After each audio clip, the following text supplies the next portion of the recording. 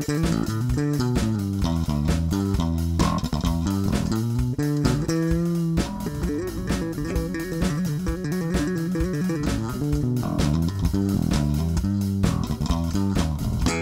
guys, I'm Rudy Sarzo, and I'm here today to tell you about two of my favorite Pigtronix pedals.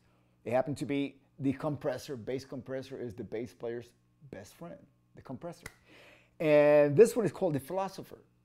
And I'm going to be talking about this one and also the bass fat drive. And bass, because it's made for bass guitar. It's not a drive that is built for the guitar and bass players use. No, this one is specifically made for the bass guitar. So we're gonna go into some of the features right now. I just plugged it in. I looked at the knobs and I say, oh, okay, this is volume. Okay, so I'm gonna check to, the volume bypass against the volume of the, with it switched on, and here it is.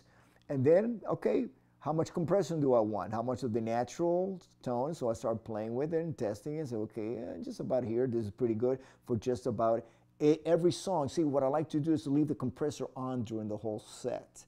I'm going to leave it on like at half, usually at half, so that way I'm blending the compressed signal and also the natural signal together. It's very simple and very powerful because you can get the result you're looking for really quickly.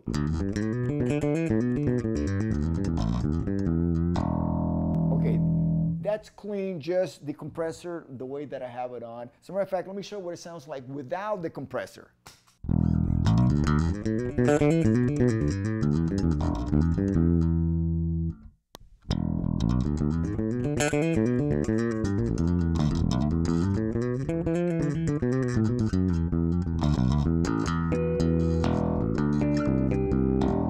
See how everything is nicely smooth and even? That's exactly what you want on stage and out there, in the front of the house. As a matter of fact, all the engineers that I work with, that I brought these pedals with me, they love it. They don't even have to use compression on their own board outside, in front of the house, because the signal that I'm giving them is clean and it's even. I want to add the grit right here.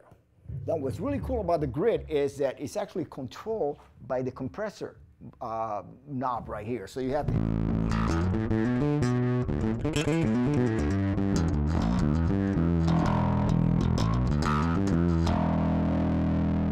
okay, that's with it, this is without.